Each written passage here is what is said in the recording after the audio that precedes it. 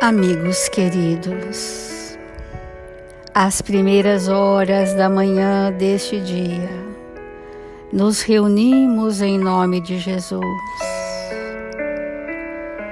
buscando a presença dos seus tarefeiros, destes abnegados servidores da sua seara, que ombreiam conosco a existência na terra, para os quais humildemente pedimos que nos ampare, que nos sustente a pequenez, que possam insuflar em nossos corações o vigor do bom ânimo, da esperança em dias melhores para todos nós. Pedimos, Senhor, em favor dos aflitos, que dirigem os apelos ao seu coração. Que esta multidão de sofredores que somos, Senhor, possamos continuar recebendo das suas infinitas bênçãos, sem as quais pereceremos à míngua da luz do amor de Deus. Permita, Senhor, que o Evangelho, estas páginas vivas da sua experiência conosco, se instale em nossos corações definitivamente, para podermos abraçar a causa do cristianismo redivivo e sermos, Senhor, pequeninos, incipientes, porém úteis na soma das nossas parcas possibilidades. Que sua paz seja conosco, hoje e sempre. Obrigada, amigos, obrigada, Senhor, e que assim seja. Do Evangelho segundo o Espiritismo, capítulo 11, amar o próximo como a si mesmo. Estamos refletindo sobre a lei de amor.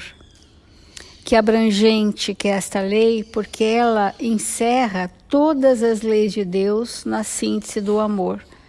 Porque é o amor que rege o universo, enquanto leis divinas que se manifestam em cada planeta de acordo com a necessidade evolutiva dos seus habitantes. Então, as leis que nós recebemos é derivada de uma só, que é a lei do amor. Começando pela lei de adoração, que é reconhecermos a paternidade divina, iniciamos pelo trabalho, porque todas as leis que existem para nós, estão no Livro dos Espíritos, elas ainda não são vivências construídas em nós na totalidade. Quando forem, não precisaremos da lei, porque seremos a própria lei, seremos o próprio trabalho, seremos o próprio exemplo destas leis. Então, a lei do amor, ela está mostrando para nós que os efeitos dessa lei são o aperfeiçoamento moral da raça humana e a felicidade possível à vida terrestre. Então, nós temos uma felicidade possível na observância das leis, na retidão da nossa conduta. Nós já experimentaremos um estado interno de pacificação. E isso é um passo da felicidade possível na Terra, nós não termos tormentos, nós estarmos pacificados.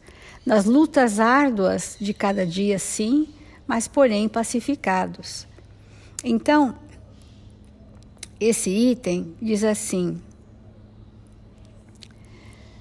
amai bastante a fim de serdes amados. Isto vem corrigir o que? O nosso egoísmo. Quando a gente diz ame bastante, nós estamos dizendo desprenda de si o que trouxe de melhor para o outro, sem esperar recompensa, e seja feliz por isso. Essa frase quer dizer isso. Dispense ao outro o que você trouxe de melhor na construção dos seus sentimentos. sem esperar nada em troca, e seja feliz pela capacidade de amar, pelo prazer inenarrável de amar. Nós tomamos como modelo as mães amorosas pelos seus filhos, as mães desveladas pelos seus filhos. Aquele amor é um amor que jorra daquele coração dioturnamente, que ampara, que educa, que encaminha, que esclarece, que acolhe, que socorre. Esse é o prazer de sentir os pais que amam os seus filhos, né? Irmãos que entre si têm uma afinidade, uma identificação muito grande. Aqueles amigos queridos que não são da nossa consanguinidade, mas que nós já vivemos juntos séculos e séculos e séculos, e já tem aquela afinidade, aquele querer bem, aquele prazer de estar juntos, aquela necessidade de fazer o melhor pelo outro. Isto é amar bastante, a fim de ser amado posteriormente, porque é da lei de Deus que tudo que nós doarmos de nós receberemos centuplicadamente. Não necessariamente daquele para quem doamos. Isso que é o cerne da questão. Porque às vezes nós esperamos daquele para quem doamos. E frustramos, porque nem sempre aquele filho, aquele ser, aquele amigo, aquele pai está pronto para amar. Olha que importante para a gente vencer o egoísmo, amar muito, mas a vida, entre aspas, através das leis sábias do amor de Deus, retornará para nós centuplicadamente por outras vias o bem que fizemos. Quando a gente compreender isso, que nós já compreendemos, e sentirmos isso, nós vamos estar muito mais serenos. Aquele, eu não preciso esperar, porque nem sempre ele está maduro para doar. Mas a vida, através de fontes desconhecidas, suprirá as nossas necessidades, que também temos. Então, por isso que é confiar na paternidade de Deus, é se entregar a essa lei que vai nutrir-nos naquilo que realmente for a nossa necessidade, e não naquilo que for os nossos caprichos pessoais. Que às vezes nós esperamos abastecer caprichos pessoais, mas não necessariamente a nossa real necessidade. Mas Deus, na sua paternidade amorosa, supre tudo o que nós necessitamos. E isto é o suficiente. Então, diz esse item ainda, os estudos espíritas, tendo desenvolvido em vós a compreensão do futuro, tendes uma certeza, a ascensão até Deus, ou seja, o progresso moral infinito, com todas as promessas que respondem às aspirações da vossa alma. Também deveis vos elevar bastante alto para julgar sem a estreiteza da matéria. A experiência do amor inclui a percepção do outro como espírito. Para isso, eu tenho que sair da estreiteza do meu campo material e só posso sair dessa estreiteza se eu substituir essa acanhada visão do materialista pelos sentimentos nobres. Quando eu me conduzir por sentimentos, é o filtro, a lente divina com que perceberei o outro. Então eu posso perceber o outro pela forma, como diz o Evangelho, acanhada da estreiteza da matéria, enquanto estamos encarnados, chafurdados num corpo denso. Mas para eu perceber o outro, não condenar, não julgar, eu preciso estar vendo o outro como espírito. Olha que interessante. E para isso eu tenho recursos que são sentimentos. eu posso perceber o outro pelos comportamentos às vezes desajustados, que é uma condição da nossa matéria, como eu posso ver o outro com a lente da minha piedade pelo outro. Eu posso ver o outro com a lente do profundo entendimento do tempo evolutivo do outro. Eu posso ver o outro com a vibração da indulgência e com a benevolência. Então são lentes através das quais eu vou perceber o outro na grandeza do que o outro é e não na estreiteza da minha percepção dentro da matéria, conforme está dizendo textualmente o Evangelho. Então, para julgar sem as estreitezas da matéria e não condenar vosso próximo antes de terdes dirigido o vosso pensamento a Deus. Amar no sentido profundo da palavra é ser leal. Leal a quê? Fiel a quê? Aos seus valores morais. Isso que é a fidelidade real. A fidelidade a quê? Aos valores morais que já possuímos, para nós não ludibriarmos a nossa consciência. Então, é procurar ao redor de si o sentido íntimo de todas as dores. Ontem falamos sobre isso. Quando nós, por isso que a evangelização de espíritos nos convida a nos perceber, não intelectualmente, né, mas nos perceber qual o sentido íntimo das minhas dores. Qual a causa das minhas dores? Quais são as minhas ações que agravam as minhas dores? O que eu trouxe como referência dentro de mim, que quando aquilo eclode, eu entro em sofrimento? O que é que eu tenho que sanar em mim que me predispõe a hostilidades? E quando eu entendo o significado, o sentido íntimo das dores, eu mudo a compreensão e mudo o sentimento. Quantas pessoas existem com os mesmos tipos de problemas e dores? Muitas. E a gente vê cada uma reagindo de uma forma. Porque umas reagem com resignação, outras reagem com revolta, outras reagem com intolerância, porque não compreenderam ainda o sentido íntimo da causa de suas dores. Isso é a lei do amor. Olha a lei do amor. Como é que o Evangelho está nos ensinando passo a passo, como construir sentimentos nos nossos relacionamentos. Como que é isto? Um desses passos é nós entendermos o sentido íntimo das nossas dores. E agora o tema que nós temos já há alguns dias falado, que é esse aqui, é encarar a grande família humana como sua. Porque essa família vós a encontrareis em certo período em mundos mais avançados. E os espíritos que a compõem são como vós, filhos de Deus, destinados a se elevarem ao infinito. É por isso que não podeis recusar os vossos irmãos o que Deus vos deu livremente. Visto que a vosso turno estareis bem contentes, se vossos irmãos vos dessem do que tivesseis necessidade. Esse é um ponto agora já falando da família como a primeira célula de manifestação do Espírito. É a primeira sociedade, é a primeira visão de mundo que a criança ao nascer percebe.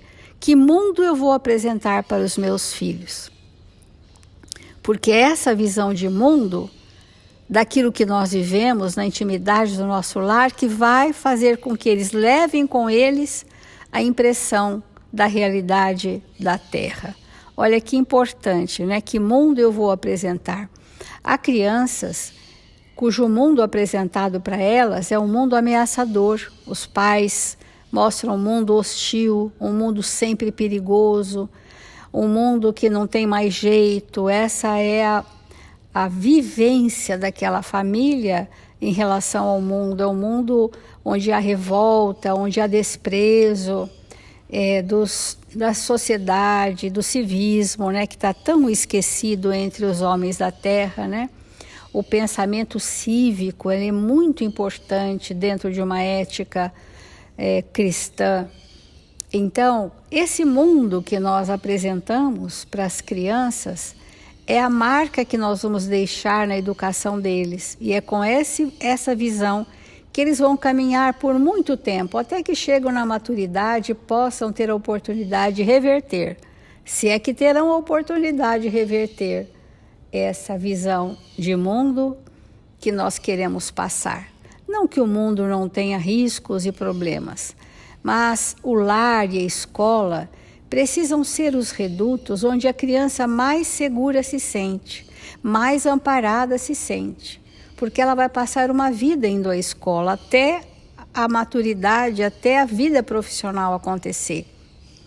Então, ela precisa sentir segurança com os pais, segurança que aquela escola a ampara, que aquela escola está por ela, que ali ela vai aprender a desenvolver a lucidez da razão, o entendimento sobre a vida e sobre ela própria. Isso tudo está dentro da lei de Deus. Então, a família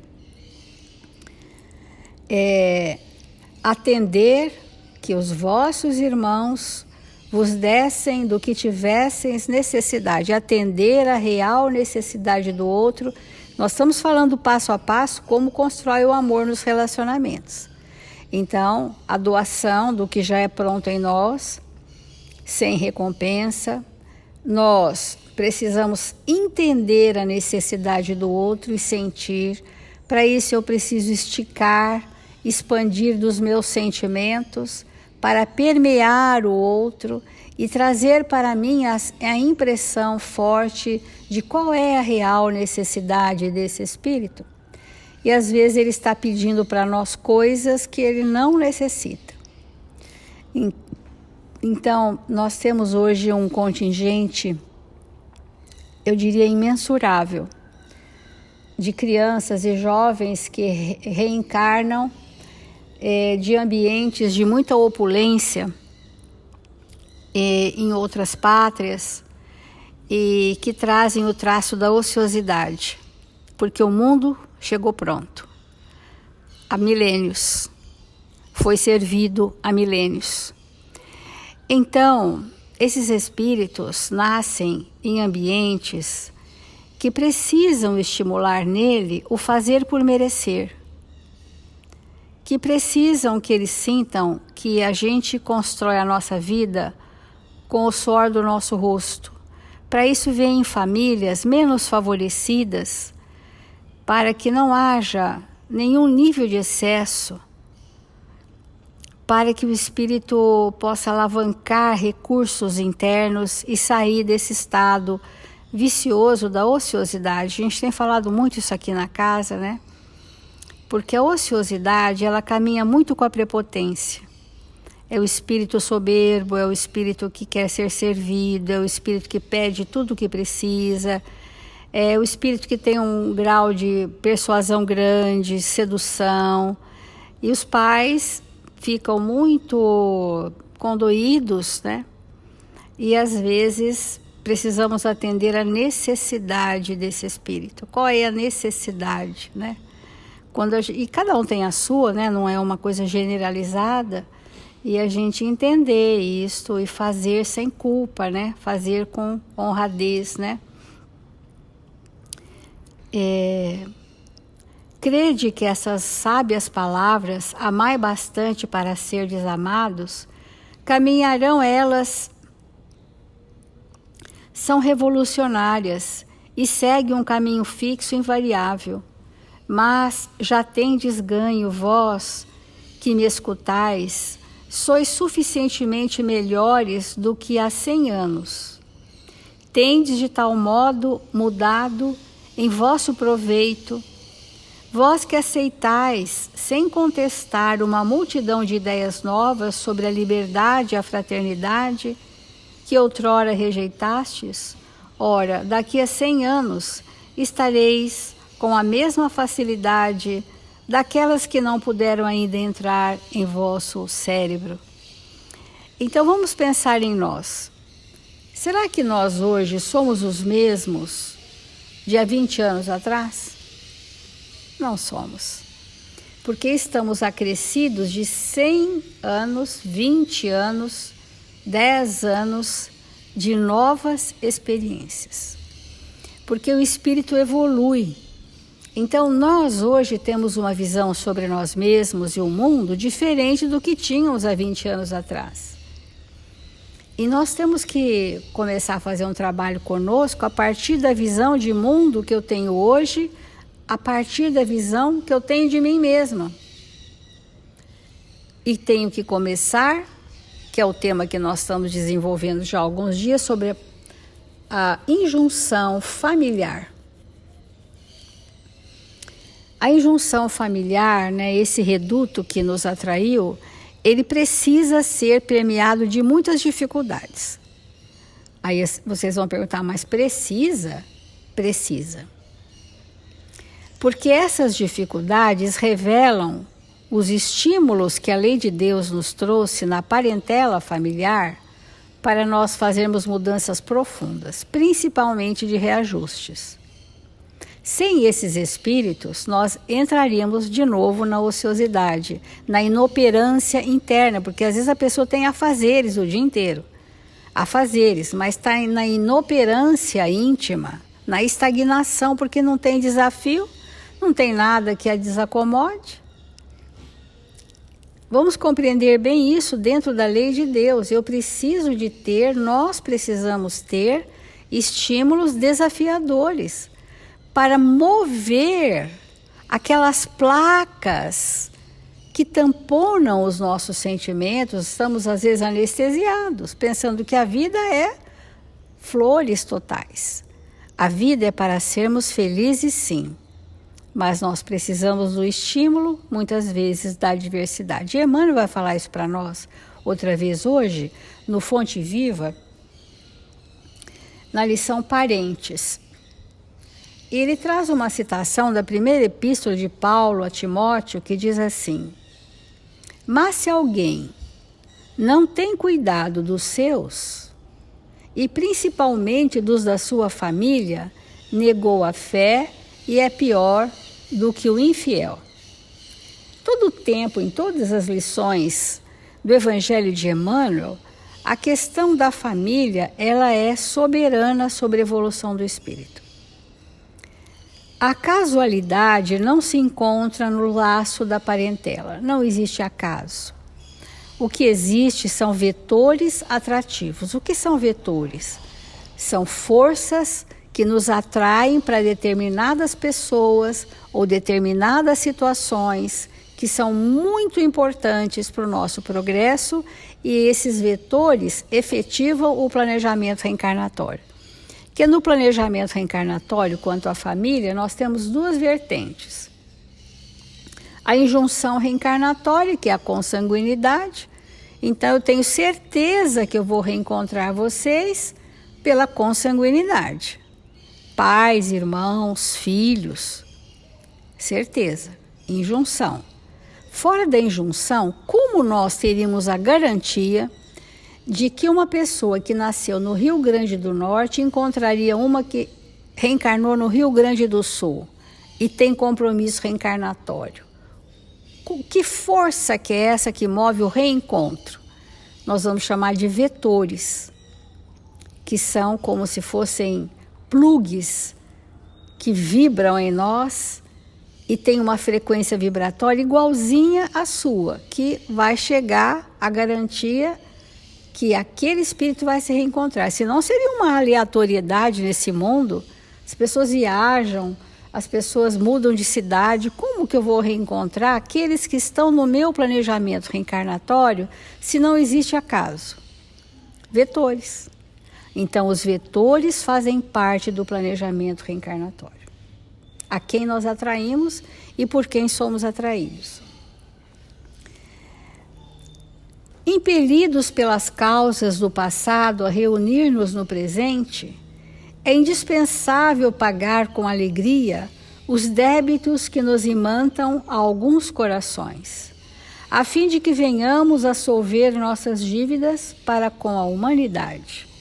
Então, quando fala solver dívidas, a gente vai traduzir ajustes com a lei. É com ele que eu vou me ajustar com a lei. Inútil é a fuga dos credores que respiram conosco sob o mesmo teto, porque o tempo nos aguardará implacável, constrangendo-nos à liquidação de todos os compromissos. Eu vejo isso nos jovens, quando eclode o passado, lá para os 14, 15 anos, eles vão tendo uma vontade muito grande de sair de casa, porque não estão aguentando os conflitos de relacionamento que são absolutamente necessários serem resolvidos. Então vem aquela necessidade, querem prestar vestibular 3, 4 estados para longe, para não poder vir para casa sempre, ou quando muito planejam mudar de país, ou, enfim. Eu vejo que o jovem que não recebeu uma evangelização, ele não entendeu o significado que o Evangelho trouxe, né? Das causas que nos atormentam para sermos encaminhados, não entendeu. Esse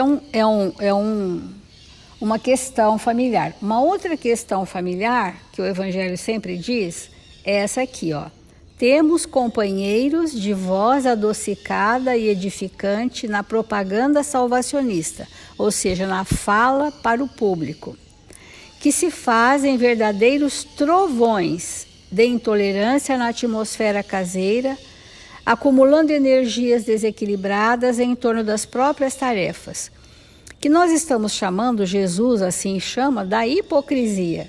Que a hipocrisia é o que? A ausência da coerência entre o que eu vivo, o que eu falo, o que eu sinto, como eu sou. Isso tem a ver também com a questão familiar, né? Sem dúvida, a equipe familiar no mundo nem sempre é um jardim de flores. Nem sempre mesmo, né? Eu acho que quase 90% não é um jardim de flores. Por vezes é um espinheiro de preocupações e de angústias, reclamando-nos sacrifício. Contudo, embora necessitemos de firmeza nas atitudes para temperar a afetividade que nos é própria, porque a firmeza, amigos, ela é diferente da agressividade. A energia firme, ela é muito importante. Ela conduz muito mais o espírito do que uma energia flácida, permissiva.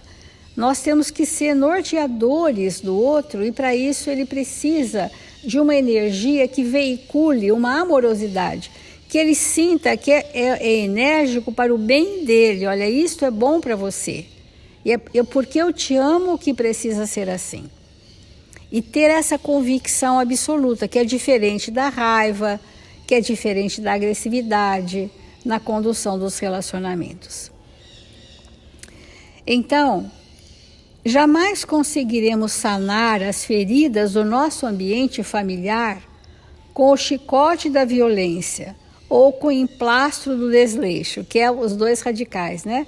Ou a agressividade, severidade, rigorismo, castigos, punições, ou o desleixo, a flacidez, a permissividade, que também não pode ser confundido com amor no ambiente familiar.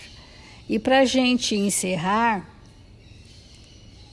diz assim Emmanuel: os parentes são obras de amor que o Pai compassivo nos deu a realizar. Ajudemo-los através da cooperação e do carinho, atendendo aos desígnios da verdadeira fraternidade. Então, que experiência divina é a família de origem e a família constituída, onde provavelmente passaremos muito mais tempo na família constituída do que na família de origem, que saímos ainda jovens.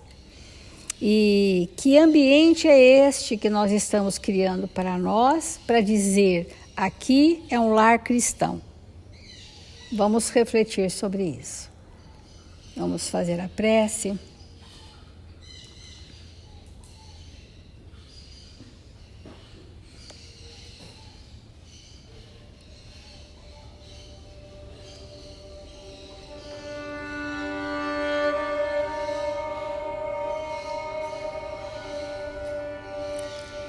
Jesus, Mestre amado,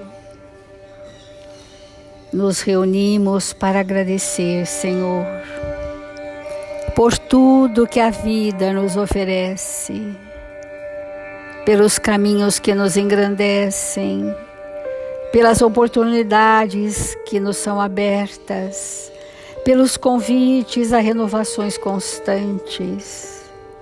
Quanto somos agradecidos, Senhor, pelos testemunhos de fé a que somos convidados. Quanto somos agradecidos, Senhor, pelas horas felizes em que recebemos as dádivas sublimes do amor de Deus. Tanto quanto somos agradecidos, Senhor, quando recebemos na forma de dor o convite à transformação constante. Dá-nos, Senhor, a oportunidade de aprendermos a servir em Sua seara, para que possamos levar a todos aqueles que cruzarem o nosso caminho o bem a todos, as pequenas oferendas dos nossos singelos sentimentos que queremos depositar em cada coração e orarmos fervorosamente por todos os nossos irmãos em humanidade que se debatem nos seus tormentos íntimos, que sejam todos socorridos em vibrações de paz, esperança e fraternidade. Assim, Mestre amado, encerramos o Evangelho desta manhã dizendo: glória a Deus nas alturas, paz na terra, boa vontade entre os homens, hoje e sempre. E que assim seja.